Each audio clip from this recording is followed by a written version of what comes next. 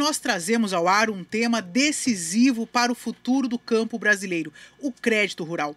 E não é só falar sobre juros ou prazos, é sobre a capacidade do produtor de planejar a sua safra, de investir em tecnologia, de renovar pastagens, ampliar a capacidade de irrigação, cumprir metas de sustentabilidade. Decisões de crédito que se tomam hoje e que são um lugar decisivo, determinante nas colheitas, emprego, no papel do Brasil no mercado mundial de alimentos. Nós vivemos uma transição. Instrumentos públicos, privados, investidores, fintechs e critérios socialmente ambientais vêm se redesenhando aí de quem empresta e quem toma emprestado. Esse movimento é um exercício que muitas vezes pode ser um pouco abstrato para alguns, mas é uma condição essencial para continuar competitivo e resiliente entre riscos climáticos, flutuações de preços e exigências de mercado. Para poder conversar um pouquinho sobre esse desafio e o caminho à frente, nós recebemos hoje o Rafael Alessi, ele que é diretor-presidente da AL5 AMAGE. Nós vamos esclarecer então como o sistema de financiamento ao agro se transformou, quais as alternativas estão disponíveis hoje e o que o produtor precisa saber para não ser pego desprevenido amanhã. Rafael, seja muito bem-vindo, bom dia. Obrigado, Mariana, bom dia. É um prazer estar aqui conversando contigo de novo, com os ouvintes da Rádio Agro Hoje, do Jornal Brasil Rural. Muito obrigado pela oportunidade. É uma satisfação recebê-lo e recebê-lo desta vez presencialmente aqui nos estúdios da Rádio Agro Hoje, né? Falamos anteriormente de modo remoto, né? As facilidades que a tecnologia nos oferece, mas hoje aqui recebê-lo em nossa casa é uma grande satisfação. E eu já começo, Rafael, para a gente poder iniciar, né, esse bate-papo. Muitos ouvintes ainda pensam, quando se fala em financiamento, né, de crédito rural, muito se fala sobre plano safra, né? O plano safra, de fato, há uma expectativa todos os anos para esse lançamento, né? Qual será o valor? Será mais um valor recorde? O que se pode esperar? Então, há uma grande expectativa todos os anos para o plano safra, né? E o plano safra entra muitas vezes como um sinônimo de crédito para o campo. Mas como que o senhor avalia hoje, né, o tamanho real do financiamento ao agronegócio? O plano safra, ele ainda é esse protagonista ou o cenário está mudando? Mariana, obrigado pela pergunta. Acho que ela permite que a gente avalie de uma forma um pouco mais aprofundada o mercado de crédito para o agro brasileiro. Desculpe. E na nossa avaliação, a gente vive um momento de inflexão nesse mercado. Então, se a gente observar, hoje, né, o levantamento que a gente tem é que o total de volume de crédito, de financiamento demandado pelo agronegócio brasileiro, ele já está em 1,7 trilhões de reais. Realmente é um número bastante impressionante.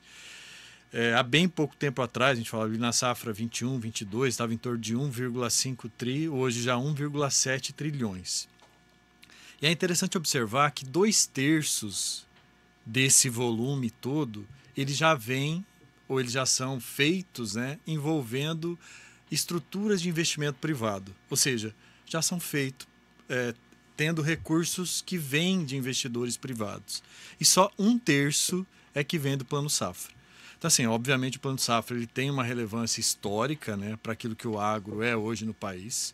Continua sendo muito importante porque ele acaba auxiliando na competitividade do setor, com taxas subsidiadas, com aquilo que o governo, com todo o desafio fiscal que tem, consegue equalizar, né, para entregar um pouco mais de competitividade para o segmento, mas, de fato, ele vem, ao longo dos anos, sendo estruturalmente, eu diria até, né, insuficiente para toda a demanda do setor, que passa, então, a ser equalizada muito através dessa interligação do agro com investidores, mercado de capital, com outros instrumentos e com instituições também que se dedicam, então, a disponibilizar o crédito para o agronegócio. Bom, Rafael, então eu te pergunto, né, quais na prática, né, são as principais limitações do crédito subsidiado? O que mais afeta o produtor hoje? A gente pode pensar na questão da disponibilidade do recurso, ou a burocracia, o calendário, ou outra questão que pode aparecer aí também? Mariana, se a gente pensar nesse volume que é demandado, né, de recursos para o agronegócio, 1,7 trilhões, o orçamento do Plano Safra para 25-26 ele foi para a agricultura empresarial de 516 bilhões. Então já fica o primeiro desafio aí, né? Dada a condição fiscal do país, esse desafio de suficiência. outras estruturas têm que suprir essa necessidade adicional de recursos do agro. Mas não é só isso. Obviamente não é só isso. A gente falou que vive um ponto de inflexão. Esse aumento de recursos privados para o agro ele já vem acontecendo há alguns anos. A gente tem desafios adicionais. Eu diria que um grande desafio que se fala pouco sobre ele é que, além dessa insuficiência, como o Plano Safra está relacionado com o orçamento público, você tem uma questão de sazonalidade.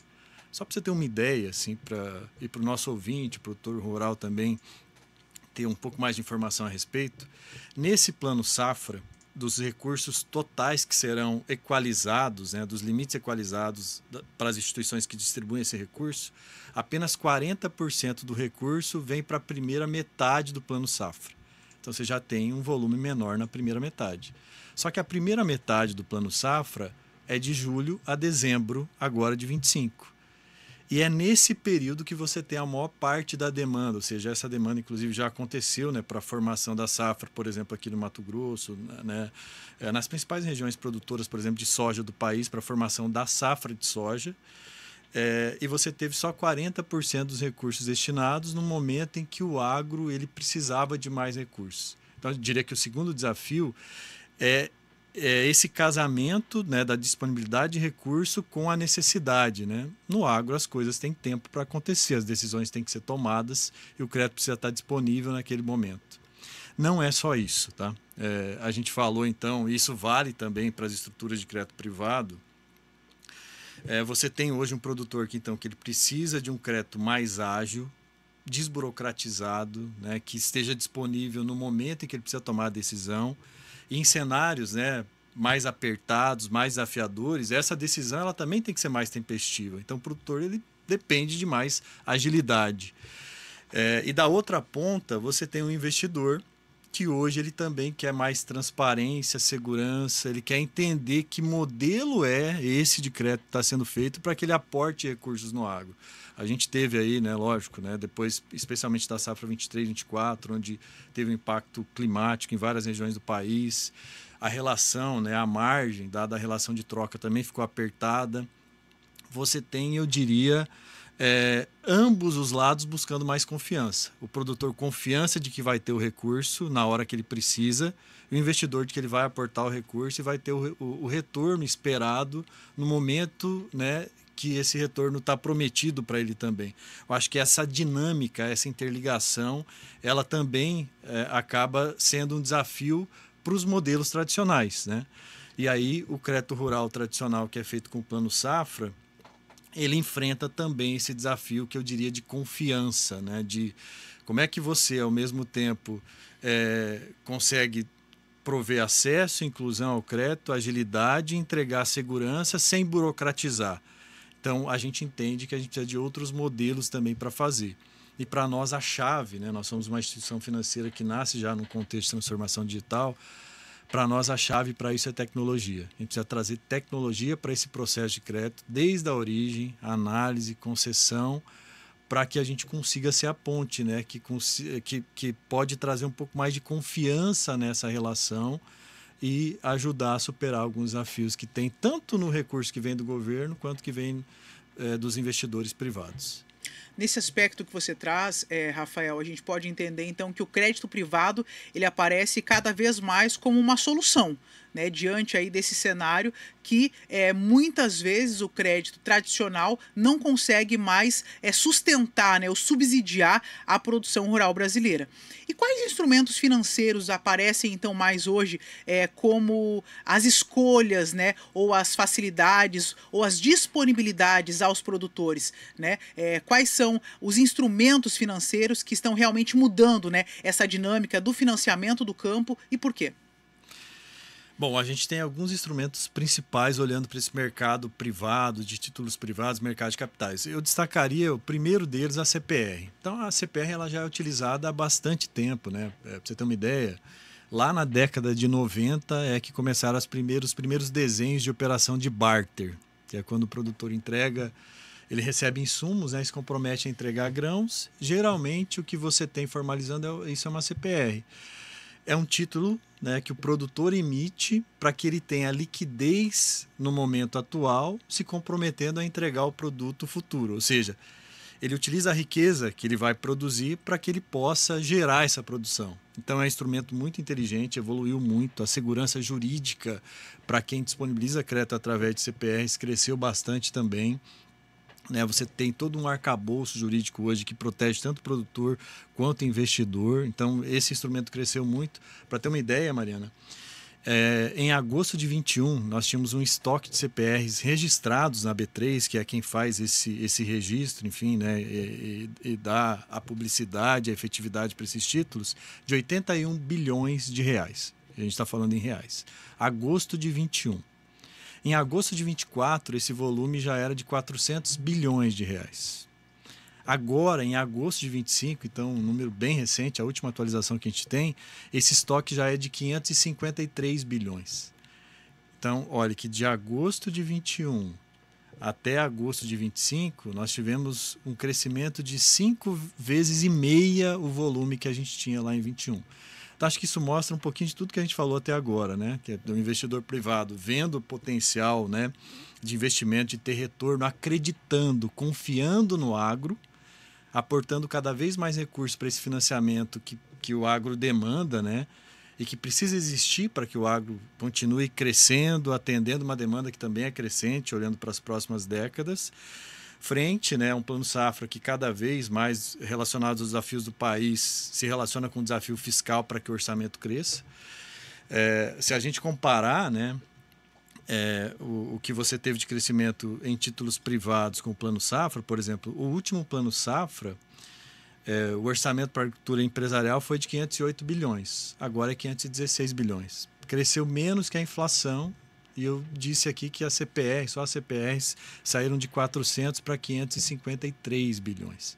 Então fica muito evidente que esse é um instrumento importante. Você tem outros instrumentos, você tem, por exemplo, os CRAs, né, que são certificados de recebíveis do agronegócio, que são outros instrumentos para interligar o produtor com investidores, né? Eles vão representar dívidas, né, que os produtores se comprometem a liquidar. São instrumentos que também cresceram bastante, né? Um crescimento em percentual bastante parecido com os das CPRs, mas um volume ainda bem menor, e que dão também sustentação para o crescimento dos FIAGROS. Então, assim, eu te diria que o mercado de capitais hoje está bem estruturado. Títulos de crédito que podem fazer essa ponte existem. Mas eu insisto que para a gente o ponto de inflexão não está aí, está na maneira de fazer. Tanto relacionado ao crédito rural tradicional, com recurso subsidiado, quanto esse que é feito com títulos privados, hoje ele precisa evoluir. Para que o produtor rural tenha o recurso no momento que ele precisa, né, uma entrega em condições competitivas, que caibam na margem do produtor, né, que efetivamente o produtor consiga utilizar e pagar e a atividade dele ter retorno, feito de forma simples, e que isso entregue a segurança, a transparência que o investidor do outro lado precisa. E aí, repito, para a gente é tecnologia. Você tem hoje muitos dados disponíveis, evoluiu muito a nossa capacidade de análise desses dados, não estruturados, inclusive. Você consegue trazer modelos, né, para a sua análise de crédito, modelos preditivos, enfim. A inteligência artificial potencializou muito isso também. As imagens de satélite, elas estão cada vez mais disponíveis, acessíveis, baratas. Então é possível ter hoje um processo muito mais eficiente, é o que a gente é o que nós temos buscado fazer, mas já estamos fazendo no L5 à margem, né, para que você tenha mais eficiência e consiga destinar também mais energia para estar próximo do produtor rural. Então, lá a gente acredita nesse modelo. Tecnologia para te dar eficiência no processo e para que você possa abrir espaço para que você tenha pessoas se relacionando com mais qualidade, né? Pessoas mais especializadas, que entendem do agro e que podem fazer essa ponte, de fato, entre investidor, produtor rural, com tecnologia, mas também com expertise, conhecimento. Acho que é um pouco disso.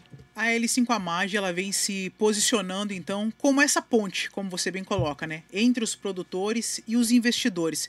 Então, na prática, quando a gente pensa, né? Por exemplo, das últimas 2 vezes que eu te entrevistei, eu te apresentei como diretor-presidente do AL5 Bank, né? E vocês verdade. passaram por essa mudança de identidade, Sim. né? Então, o AL5 Bank, ele era o banco, né, da Amage, mas agora se apropria no próprio nome, né? Como uma identidade mesmo de alguém que nasce do próprio agro, né? Então, talvez esse é o diferencial do AL5Amage, né?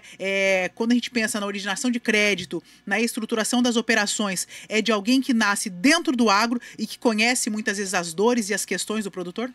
Primeiro falar sobre essa evolução da marca. Para a gente não é uma simples transição ou mudança, é uma evolução de fato, né, de AL5 Bank para AL5Amage, que é a instituição financeira do grupo, né, da companhia, da Amage. Porque ela reforça justamente a nossa identidade como uma empresa ligada a um grupo, né, que atua no agronegócio há quase 50 anos, há mais de 48 anos a Amage atua no agronegócio brasileiro, uma das maiores empresas do agro brasileiro.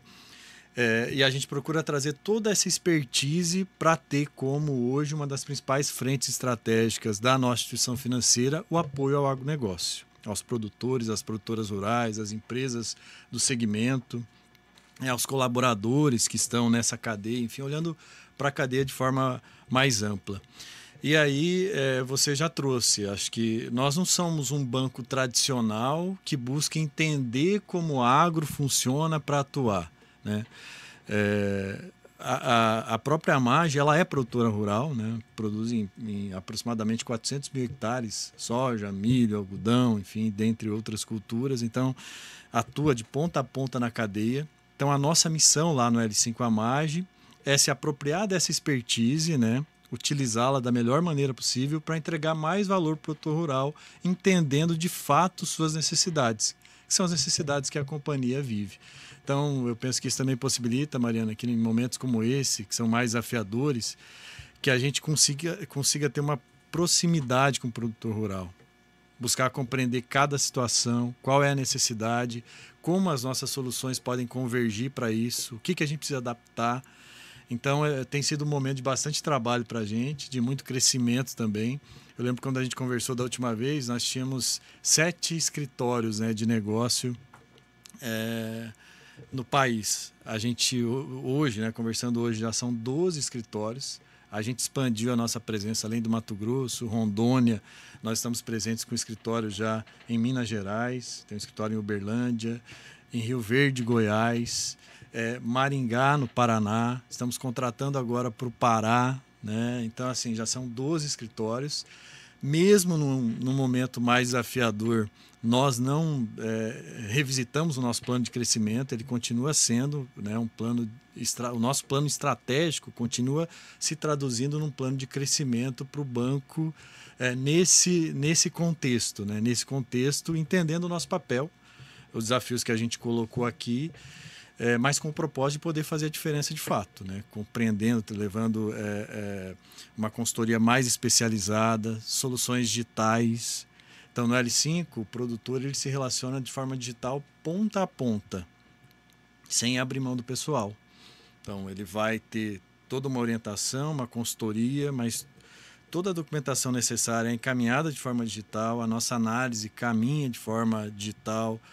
Tudo que a gente precisa fazer, inclusive uma atenção muito grande para a parte ambiental, para a sustentabilidade, é feito de forma digital. Ele assina o instrumento de crédito de forma digital, a gente utiliza muito a CPR que eu citei aqui, vai para cartório de forma digital, ele não tem que se preocupar com isso. Então, basicamente, ele se relaciona com o nosso especialista de negócios, né? Entrega a documentação de forma digital e vai receber o dinheiro na conta dele, destinado ao fomento, né, aquele investimento que ele precisa fazer para o agronegócio. Então, é proximidade com muito suporte de tecnologia. A gente entende que isso, com conhecimento, pode fazer a diferença. Nós estamos recebendo para a entrevista do dia o Rafael Alessi, ele que é diretor-presidente da AL5Amage. Rafael, você falou bastante sobre a questão da tecnologia, do digital, né? Então, essa análise de dados. Como que essa digitalização, né, ela reduz os riscos, os custos também para o produtor e, ao mesmo tempo, acaba dando mais segurança ao investidor que aplica no setor? Certo, Mariana. Primeiro, assim, para nós, usar a tecnologia não é uma alternativa, é um alicerce.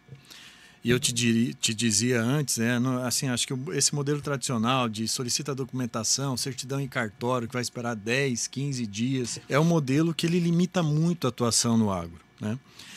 E assim, a gente tem que viver o agro safra a safra, porque ele é muito intensivo de capital, quer dizer, cada safra demanda muito capital. O produtor investe muito capital para formar cada safra. Mas tem que ter um olhar mais longo, né? Se a gente observar que daqui até 2050, em 25 anos, nós vamos ter mais 2 bilhões de pessoas no mundo, né? Somos 8 bilhões, vamos chegar perto de 10 e o mundo demorou quase 2.000 anos, né, para chegar em 2 bilhões de pessoas. Vai crescer 2 bilhões de pessoas agora em 25 anos. Então tem todo um desafio, né, de alimentos, de provimento de alimentos, né, para essa evolução da população mundial, mas também muita oportunidade para o agro.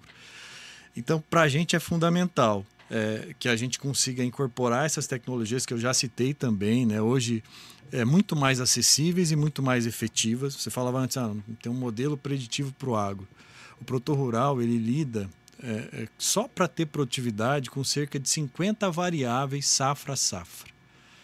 Então você precisa de modelos muito robustos para que quem está fazendo o crédito consiga entender aquilo que é determinante efetivamente na análise.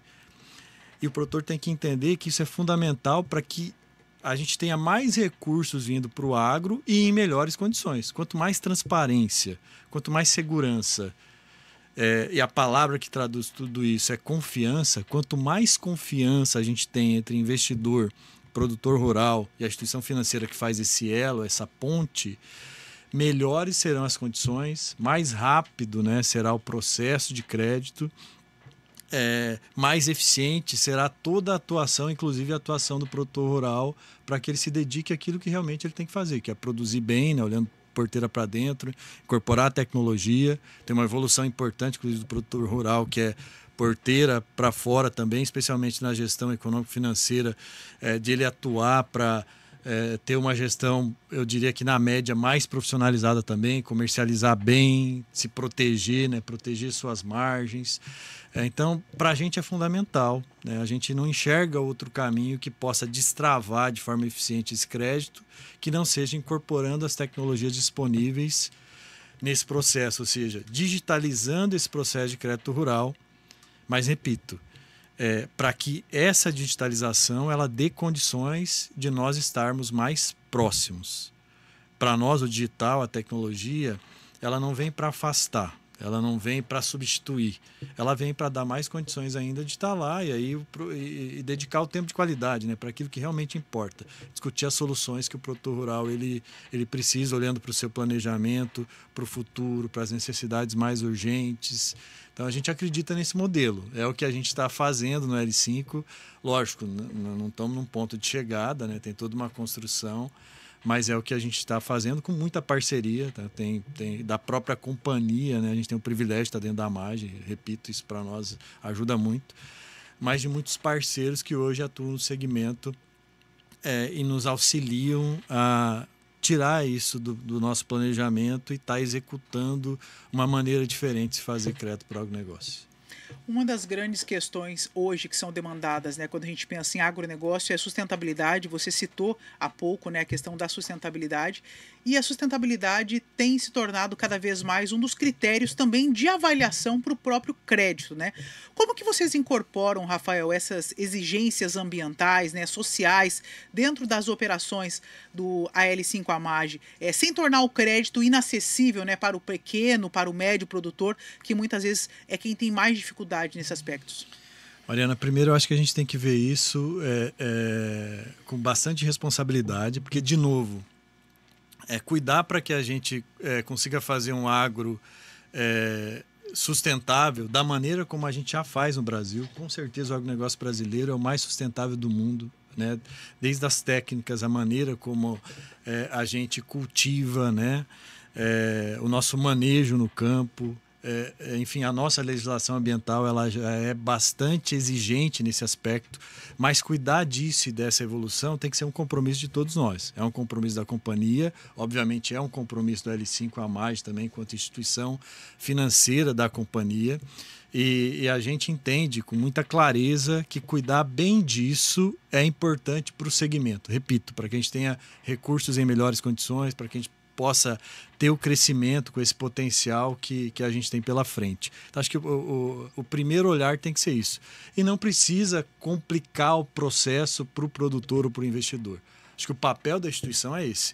Nós temos que fazer, esse é o nosso trabalho, a nossa missão. Trazer isso, e repito aqui de novo, a digitalização ela ajuda muito, mas trazer isso para o nosso processo, simplificando para o produtor. Mas eu vejo que também tem que ter um olhar de oportunidades aí. Então, assim, imagine que para suprir toda essa demanda adicional que eu citei, né, mais de 2 bilhões de pessoas no mundo, nós vamos ter que ter uma evolução de produção, você tem que ter uma evolução tecnológica.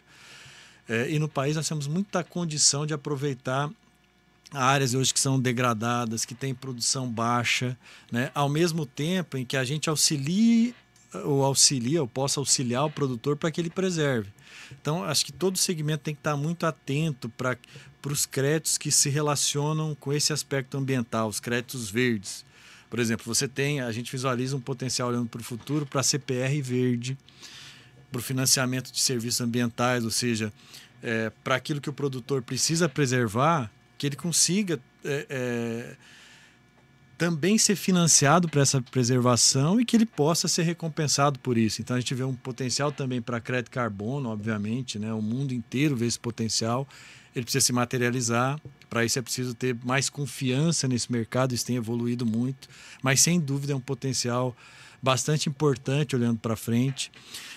Um próprio movimento que a gente tem hoje, que é chamado de tokenização de ativos, que ele pode trazer mais rastreabilidade, confiança nesse processo ambiental também e dar mais acesso a investidores menores para o mercado do agro, considerando a atratividade do segmento, né? Então, assim, tem muita coisa para a gente fazer junto. É fundamental todos cuidarmos juntos, né? O produtor rural, todo mundo que trabalha na cadeia, incorporar a tecnologia de novo, né? Para que esse processo ele possa ser simplificado, ele não seja algo que traz burocracia ou que dificulte, na verdade, seja algo que potencialize, inclusive, a rentabilidade do segmento. A gente visualiza que esse caminho é possível. Rafael, para o produtor, né, que hoje pensa em talvez expandir ou modernizar a operação, né, que conselho o senhor daria na hora de escolher? Né? Há uma excludência ou o crédito oficial, né, o Plano Safra, por exemplo, ou soluções privadas? É possível pensar, né, em utilizar as duas ferramentas? Como que o produtor hoje ele pode se colocar diante da tomada de crédito, né, no que ele precisa fazer dentro da sua porteira para dentro? De maneira alguma, essas visões elas são conflitantes, ou essas opções, melhor dizendo, elas são conflitantes ou são excludentes, Mariana. A gente acredita muito que elas podem e precisam ser complementares, né? A gente espera, obviamente, que o país ele caminhe para um maior equilíbrio fiscal e possa aportar mais recursos subsidiados para o agro. Isso é muito importante para o país, né? Estrategicamente importante para o país. O agro ele é o que é hoje, repito, muito em função do que se conseguiu fazer até aqui com o Plano Safra, com recursos controlados, subsidiados, né, que acabam auxiliando na competitividade do produtor rural. Agora, é evidente que com o tamanho da demanda crescente que a gente tem e com o apetite até dos investidores, né, olhando para o potencial de crescimento do agro, que uma boa parte desse financiamento, a maior parte, continue acontecendo através de instrumentos privados, né, de estruturas privadas que envolvem investidores. Então, essas visões elas precisam ser complementares. Tá? E aí você me pediu que dica você daria? Eu acho que a relação de confiança ela é muito importante. Então, assim, é lógico, né, o produtor rural ele é muito profissionalizado hoje, né? Ele está cuidando cada vez melhor dessa organização econômico-financeira. Hoje a gente tem tecnologias que facilitam isso também lá na visão do próprio produtor rural. Agora é preciso que ele olhe efetivamente para o mercado e para as opções disponíveis, né? Eu vejo muito produtor que às vezes fica preso ali, olha, você tem um orçamento limitado para o Plano Safra, eu falei aqui da sazonalidade, muitas vezes esse recurso não vai estar disponível no momento que ele precisa tomar a decisão. Então é preciso que se analise as opções, se abra pelo menos a condição do produtor rural dele analisar outras alternativas. Vou te dar um exemplo. Hoje a gente tem uma Selic a 15% ao ano, né? Ou seja, a gente tem uma taxa de juros bastante elevada no país. Nós lá temos uma vantagem pelo modelo que a gente pratica bastante mitigado e pela robustez do grupo, a gente consegue captar bem e entregar um crédito competitivo. Então, o nosso crédito é bastante competitivo. Agora, investimentos mais longos, né? Uma modernização, um investimento em máquinas, em implementos, né? Em capacidade de armazenamento, enfim. Isso pode ser equalizado com outras estruturas. Uma que hoje é bastante efetiva e que pouca gente considera é o próprio consórcio. Então, hoje você tem uma condição financeira muito favorável, por exemplo, do consórcio, frente aos financiamentos. É possível fazer uma estrutura financeira com o consórcio para que aquele investimento ele seja realizado no momento atual. E é preciso considerar, porque o consórcio você tem uma redução muito grande desse custo. Então, estou só dando um exemplo, né, de que é preciso que o produtor também busque uma orientação especializada, né, tenha um relacionamento com instituições financeiras que saibam fazer o agro, né, que se dedicam a isso, né, de uma maneira focada, né, que vivem a realidade do produtor, para que essa relação ela possa, de fato, entregar boas soluções. Rafael, olhando para frente, quais são os maiores riscos e talvez as maiores oportunidades para o financiamento, né, do agro brasileiro nos próximos anos? E qual o papel a L5 pretende ocupar nessa agenda? Bom, acho que no nosso bate-papo aqui a gente acabou já falando de alguns desafios, né? Acho que talvez o principal deles nesse momento seja reforçar essa relação de confiança que trouxe o agro até aqui, entre produtor rural, investidores e quem faz o elo, né, entre esse capital que é disponibilizado e aquilo que o produtor precisa tomar. Hoje eu acho que os instrumentos jurídicos eles evoluíram bastante, né? Os instrumentos de captação, os instrumentos de crédito e toda a segurança jurídica que você tem que ter para isso evoluiu bastante. Isso é importante para a cadeia como um todo. É lógico, a gente viu muitas recuperações judiciais surgindo. E na nossa avaliação, em contextos, né, que você poderia ter outras alternativas. Lógico que em alguns contextos poderia ser aquele o caminho, né, ou o único caminho.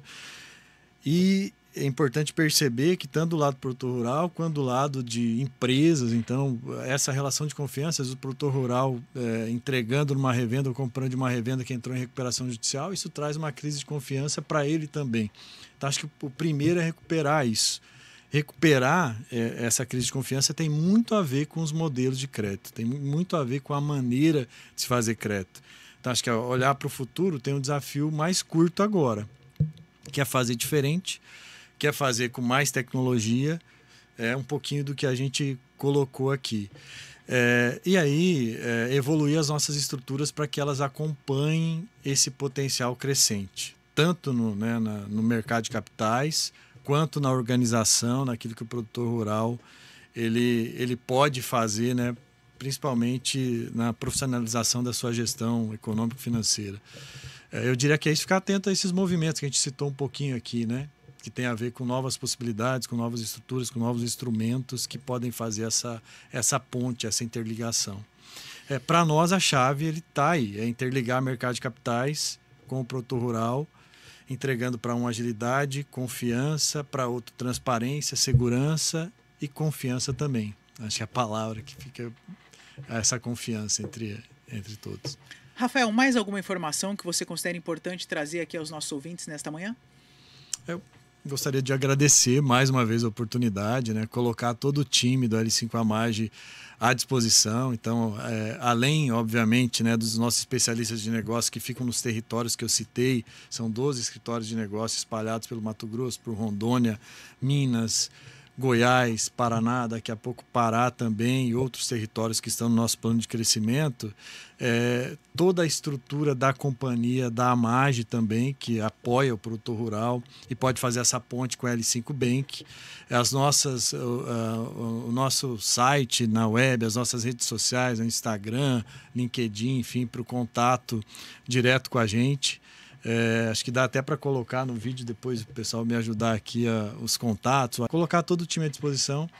O nosso propósito, né, enquanto instituição, é esse, é de efetivamente estar cada vez mais próximos do produtor rural e oferecendo soluções que possam ser efetivas, que possam fazer a diferença nesse segmento. A gente confia muito, né, obviamente, com uma instituição que que já nasce, né, dentro do agronegócio. A gente confia muito nesse segmento, a gente acredita muito nesse segmento. A gente sabe da nossa responsabilidade de ajudar a transformar a maneira como, principalmente, o crédito para o agro é feito hoje. Então, dizer que a gente está com esse propósito também, lógico, muito disposto a ouvir, a evoluir, e para isso essa proximidade é fundamental. Então, é isso. Rafael, obrigado. Eu que agradeço muitíssimo, né? Obrigada pela sua presença, pela sua clareza nas respostas, né? E, bom, aos nossos ouvintes aqui, se a gente pudesse de algum modo resumir todo esse bate-papo, é dizer que o agro, né, o crédito do agro, ele está se redesenhando, né? O Plano Safra, como o Rafael bem colocou, segue sendo importante, mas o crédito privado aliado à tecnologia, aos critérios, né, de ESG, já é central nessa agenda de financiamento. Então, Rafael, obrigada por explicar como isso impacta, né, quem está no dia a dia, na lida no campo, produzindo alimentos, né, garantindo a segurança alimentar global, né? Então nós desejamos aqui muito sucesso à L5 AMAGE e agradecemos muito você estar conosco presente nesta manhã. Muito obrigado. Obrigado, eu que agradeço. Até uma próxima oportunidade, tenha um ótimo dia. Nós encerramos a entrevista do dia que recebeu nesta manhã o Rafael Alessi, diretor-presidente da AL5 AMAGE. Brasil, exemplo para o mundo em sustentabilidade. Jornal Brasil Rural.